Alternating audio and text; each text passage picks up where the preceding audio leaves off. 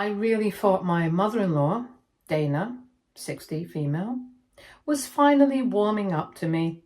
For the longest time, she made it clear that she preferred my husband, David's 32, male, ex, Mia, 30, female, over me. She never outright said it, but her actions spoke louder than words. She would bring up Mia constantly and compare me to her, and even reminisce about how she always thought Mia and David would end up together. It was frustrating, but I tried to be patient. I told myself that maybe with time she would accept me. When David and I got engaged, I was hesitant to involve Dana in the wedding planning. I knew she had a history of overstepping boundaries, but she kept insisting she wanted to help. She said she was genuinely excited for us and wanted to be a part of making the day special. At first, I was not sure if she meant it or if she just wanted control, but she kept bringing it up every time we saw her. She would say things like, "I just want to help take the stress off your shoulders," or "I planned my own wedding and my sister's, so I know what I'm doing." She acted like she wanted to be supportive, and honestly, I wanted to believe her. Against my better judgment, I let her take on a few tasks, thinking it would be a good way for us to bond. I thought that if I gave her something small to handle, she would feel included without taking over. I did not want her involved in anything major, like the venue or the catering, but I figured decoration would not be an issue. So, when she offered to order the wedding banner, I agreed. She made it seem like such a minor thing. She asked what kind of design we wanted, and I told her something simple. Our names, the wedding date, and maybe some floral decorations. She nodded along and said she would handle it. I did not think twice about it after that. A few weeks later, the banner arrived, and when I unrolled it, my stomach dropped. Right there, printed in big, bold letters, were David's and Mia's names instead of mine. At first, I thought it had to be a mistake. Maybe the printing company got mixed up, or maybe it was an old order Dana had placed years ago that somehow got reordered. There was no way she had done this on purpose, right? I stared at it for a long time, trying to just wrap my head around this. My name was nowhere on it. The banner literally read, "Congratulations, David and Mia," with the wedding date underneath. My wedding date. The date I was marrying David, not Mia. I felt sick. I called Dana immediately, trying to keep my voice steady. I did not even know what I was expecting her to say. Maybe she would act shocked, apologize, and promise to fix it. Maybe she would blame the printing company. Maybe she would say it was just an honest mistake. But no, that was not what happened at all. She did not sound surprised. She did not sound apologetic. In fact, she sounded completely indifferent. When I pointed out the issue, she sighed and said, "Oh, well, it's already paid for. Redoing it would just be a waste of money." I was so stunned I couldn't even respond right away. She actually wanted us to keep it. She genuinely expected us to hang up a wedding banner with my husband's ex-girlfriend's name on it. I told her that was not an option. I said we needed to get a new one, and she just kept pushing back, saying it was just a decoration, and that I was making a big deal out of nothing. She told me that everyone knew Mia was a big part of David's past, so what did it matter? As if that was supposed to make me feel better. As if acknowledging his past relationship was more important than respecting his current one. She kept trying to guilt trip me into letting it go, saying things like, "Well, I already spent the money and I do not want to waste it." But the money was not the issue at all.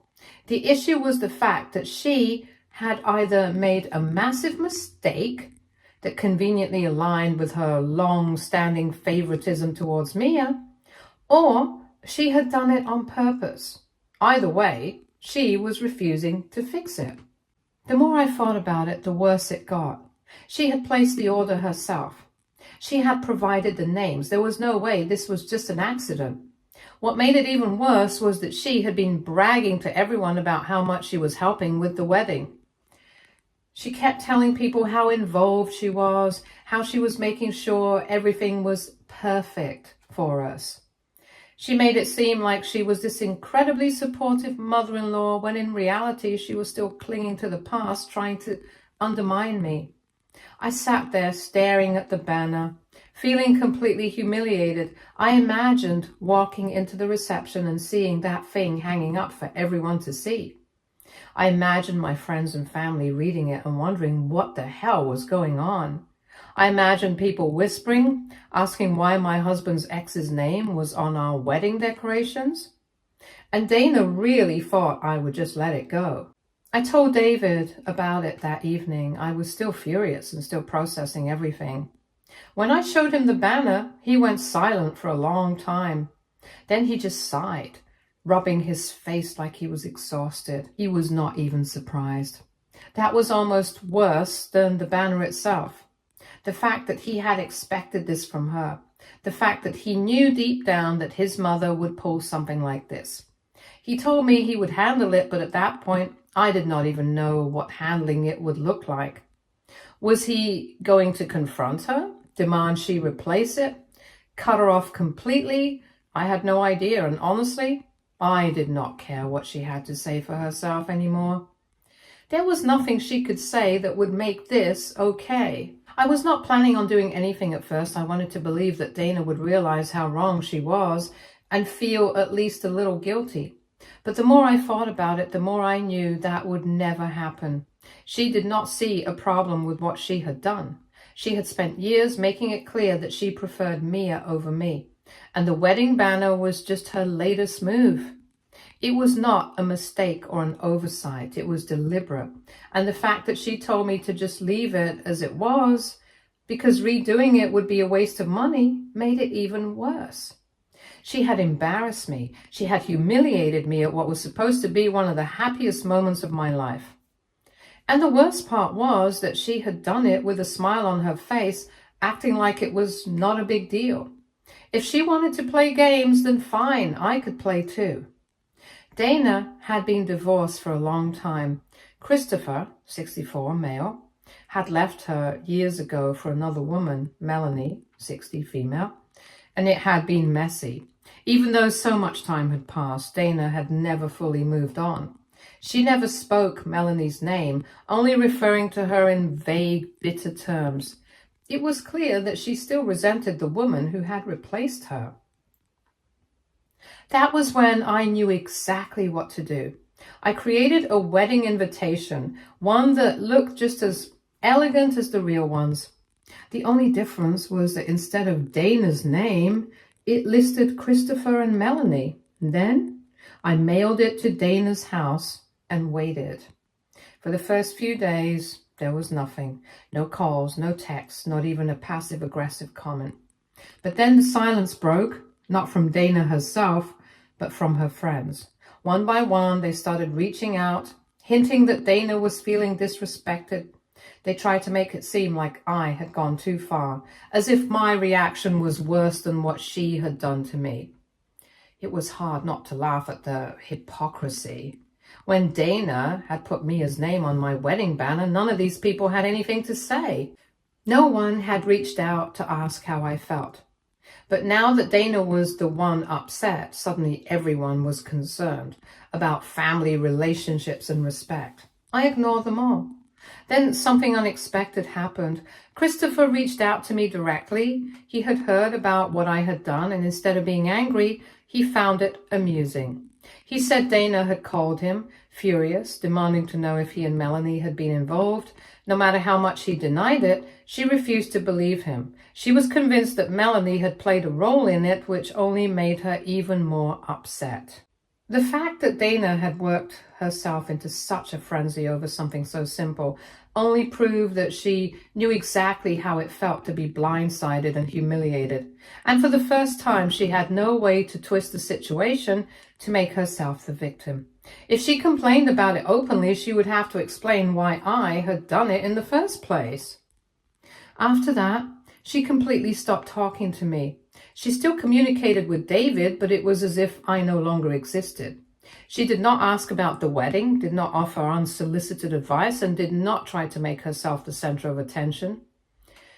It was the quietest she had ever been, and honestly, I enjoyed it. The wedding went ahead as planned. A new banner was ordered, one that actually had the right names. Dana showed up, acting polite but distant. She put on a forced smile when necessary, but it was clear that something had shifted. She knew now that I was not someone she could push around. In the end, the pettiness had served its purpose. Dana got a taste of her own medicine, and I got to enjoy the peace that came with it. But now, looking back, I can't help but wonder, was I wrong to do it? Aita for sending my mother-in-law a wedding invite with my father-in-law's new wife's name on it, after she put my husband's ex's name on our wedding banner? Update 1. After the wedding, I knew things with Dana would never be the same. I did not expect her to apologize or admit she was wrong. She was too proud for that.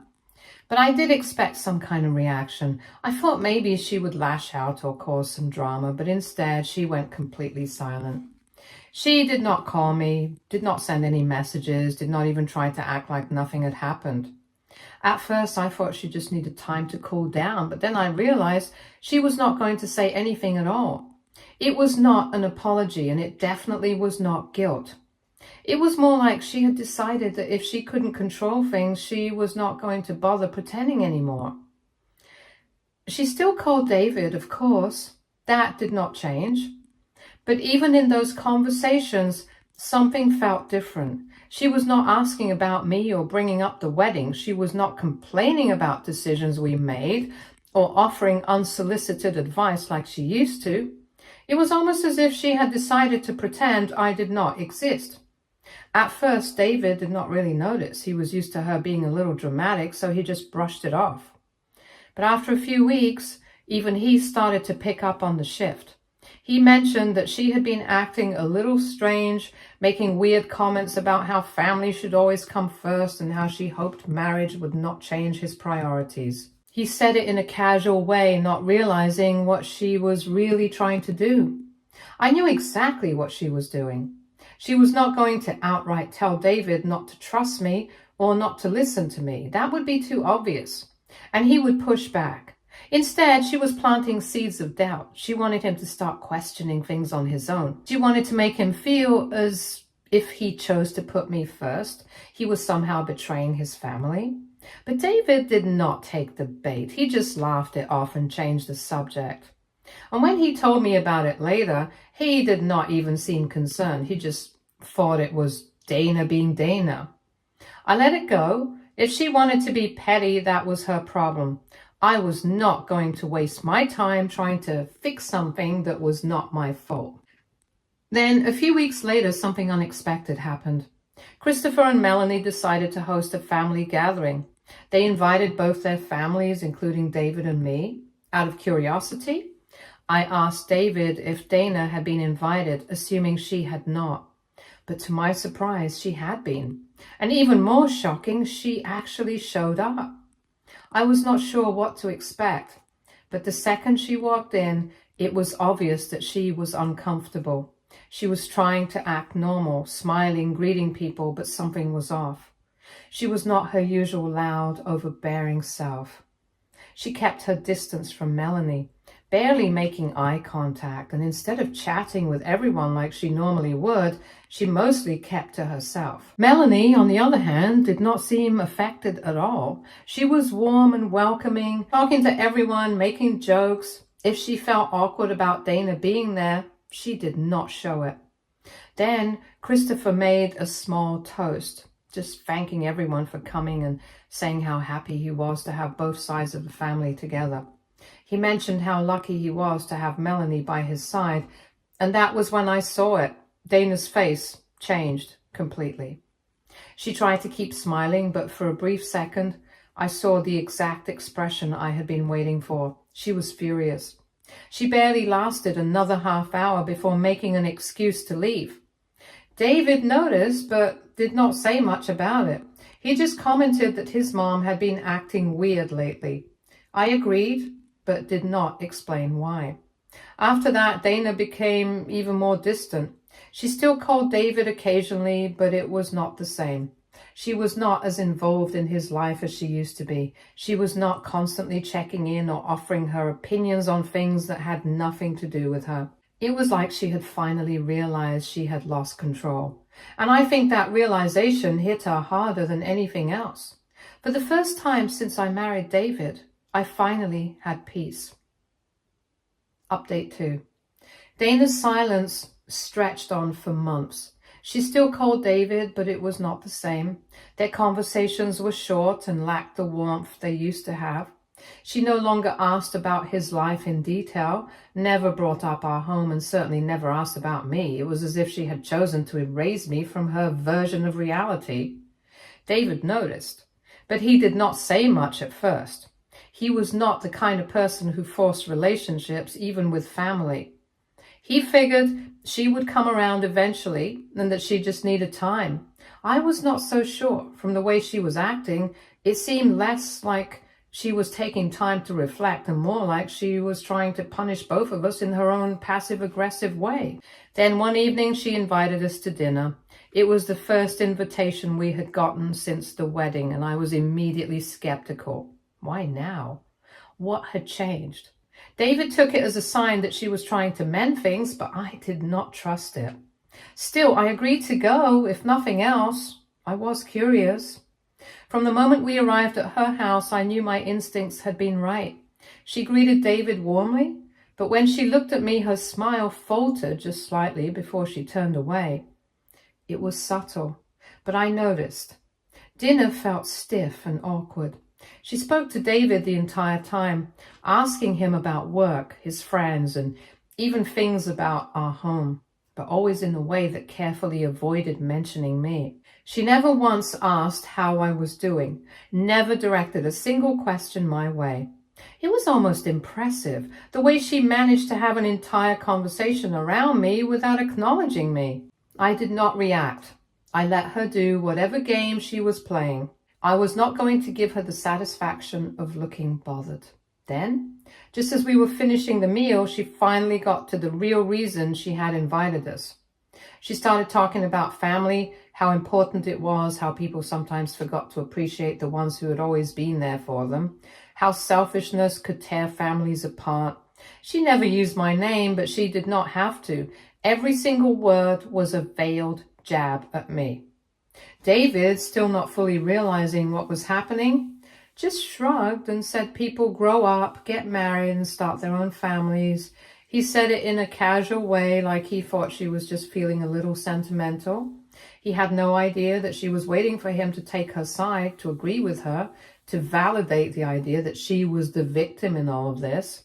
She did not like his answer. Her face stayed neutral, but there was a flash of something behind her eyes. Annoyance, maybe even anger, but she forced a smile, nodded, and changed the subject. The evening wrapped up quickly after that. We left, and the second we were out of the house, I could tell David felt strange about the whole thing. He did not say anything, but his silence spoke for itself. A week passed, then 2. Dana did not invite us over again. Then David got another invitation to visit her alone. It was not the first time she had called him without acknowledging me, but this was different. She specifically asked for just him, no mention of me at all. David went, thinking maybe she just wanted a one-on-one conversation with her son. I stayed quiet, letting him see for himself what she was doing. When he came back, he looked puzzled. He said she had been acting strangely again, making offhanded comments about how she missed spending time with him, how things felt different now that he was married. She was not outright blaming me, but she was implying that our relationship was the problem. The next few months followed the same pattern. Dana continued inviting David, but never me. When he questioned it, she acted surprised as if it had never crossed her mind to include me. If he pushed, she made excuses, said she just wanted to catch up with her son alone, that it was not personal. David started getting frustrated. Then one day he finally confronted her. He asked why she never invited both of us, why she kept pretending I was not part of his life. She deflected, of course. She acted like he was imagining things, insisting she was not being exclusionary, but after that, the invitation stopped altogether. For a while, she barely reached out at all. If she called, it was for something specific, holidays, major events, but she kept her distance otherwise. David, for his part, did not chase after her. He did not cut her off, but he also did not make an effort to fix something that was not his fault, and I definitely did not care. If this was the relationship Dana wanted, then fine. We moved on without her. Update 3. Dana's absence had settled into our lives like background noise, always there, but not something we actively thought about anymore. At first, David struggled with it. He tried calling her every now and then, hoping she'd finally get over herself, but the conversations were always the same. Short, polite, distant. She would ask about him, never about me. If he mentioned me, she would go quiet or change the subject. Eventually, he stopped trying so hard. I won't lie and say I was heartbroken over it after everything she had done, after the wedding stunt with the banner and the way she had completely dismissed me as her son's wife. I was not exactly sitting around waiting for her to warm up to me. If she wanted to hold on to her grudge, that was her choice. I had a life to live, a marriage to focus on, and better things to do than worry about what Dana thought of me. David, though, he took it harder than he let on. He did not talk about it much, but I could tell. He checked his phone less, did not bring her up as often, and when her birthday rolled around, he sent her a message but did not call. That was a first. And then completely out of the blue, Dana called me. Not David, me. I actually stared at my phone for a while before answering, trying to figure out what on earth she could possibly want. My first instinct was that something had happened. Maybe she was sick. Maybe there was some family emergency. Her voice was different. There was no sharpness, no forced politeness, just hesitation. She started with small talk, asked how I was, how work was going. It felt awkward, like she was struggling to figure out how to talk to me. Then, after a long pause, she finally got to the real reason she called. She told me she had been thinking a lot, that at first she had convinced herself that she had been the one wronged, that David had chosen me over her, that she had lost her son because of me. But the more time passed, the harder it became to keep believing that.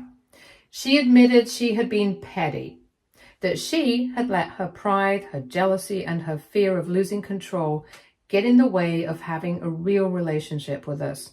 She had spent so much time clinging to her anger that she had not stopped to consider what she was actually losing in the process. And then in the simplest, quietest way, she apologized. She did not try to justify herself. She didn't make excuses or say she had been misunderstood. She just admitted that she had been wrong. I was stunned. I had never expected an apology from her, not in a million years. Part of me had just assumed she would stay bitter forever, that this was how things were always going to be, and yet here she was, admitting everything. I did not know how to respond at first. It was not like I could just pretend none of it had happened. I had spent so long preparing myself for the idea that she would never change that it almost felt unreal to hear her acknowledge what she had done. So I was honest. I told her I appreciated the apology. I was not going to forget the past overnight, and I certainly was not ready to act like everything was magically fine, but I was willing to try. She said she understood, and that was it. No begging for immediate forgiveness, no dramatic declarations of love and family unity, just an understanding that she had messed up and that fixing it would take time. After that, things did not change overnight, but they did start to shift. At first, she made small efforts. She would text me every so often, not just David, but me too. Simple things like asking how my day was or checking in to see if she knew we had something going on. It was weird at first, but I could tell she was trying. And then slowly she started making an effort in person. She invited both of us over instead of just calling David. When we visited, she actually included me in conversations instead of acting like I was not there. She asked me about my work, my family, things she had never really bothered to show interest in before. David was relieved. I could see it in the way he carried himself around her, in how much more relaxed he was when we visited. He had missed her, even if he had tried to push that feeling down for so long. Seeing her actually try to make amends meant more to him than he ever admitted out loud. I did not forget what had happened, but I allowed myself to meet her halfway. One day, a few months after her apology, we were at her house for dinner. It was not anything special, just a casual meal, nothing overly sentimental. But as we were cleaning up, she suddenly turned to me and said quietly that she knew she had hurt me, that she knew I had not deserved the way she had treated me. I think that was the moment I really believed her apology. Not just because of her words, but because of how she said them. There was no defensiveness, no expectation of praise or reassurance, just a quiet admission of guilt. And honestly, I respected that. I was not naive. I knew we were not suddenly going to become best friends. There were still parts of me that kept my guard up, and I was not sure if I would ever fully let them down. But I also knew that she was trying, and that counted for something. For the first time in a long time, things felt normal, not perfect, not magically fixed, but real. And honestly, that was enough. Update 4. Dana's apology had come out of nowhere, and even though I accepted it, I kept wondering why now, after everything she had done, after all the ways she had made me feel unwanted. What had finally made her change? I got my answer a few weeks later at a small family gathering. Dana was there, and while things between us were better, there was still a little awkwardness. It was strange to go from constant tension to her actually being nice to me. I was still trying to adjust. At one point, Dana stepped outside with David's cousin Lisa. They sat on the patio talking quietly. I was not trying to listen, but as I walked past, I caught bits and pieces of their conversation. Lisa was comforting Dana, telling her something about how people change and how not everything can be fixed. It sounded serious, but I did not think too much about it. Later that night, David told me what had happened. A few months before, Dana apologized to me. She had tried to reconnect with an old friend, her childhood best friend, Marianne. They had been close for years, but had drifted apart after falling out. Dana always believed Marianne would come back one day and that their friendship was not really over. But when Dana reached out, Marianne did not want to talk. She told Dana that their friendship had ended for a reason and that she had no interest in bringing her back into her life. That shook Dana. For years, she had assumed she would always have another chance to fix things. She thought Marianne would eventually forgive her, but now she had to face the truth. Some relationships do not get second chances. Sometimes, when you push people away for too long, they stay gone. Dana was upset and turned to Lisa for advice, and Lisa, instead of comforting her, told her something she needed to hear. She pointed out that Dana had been doing the same thing with David. She had spent so much time resenting me, trying to prove she was right, that she had been pushing her own son away. And for the first time, Dana really listened. She realized she had a choice. She could keep acting the way she always had and risk losing David, or she could finally change before it was too late. That's what made her reach out to me. Not guilt, not pressure from David. Just the understanding that if she did not fix things now, she might never get another chance. Hearing all of this made me see her apology differently. It did not erase the past, and it did not mean we would suddenly be close. But for the first time, I believe that Dana truly wanted to make things right. Not just for David, not just for appearances, but because she did not want to lose people who still cared about her. Stay tuned for more stories from our girl relationships.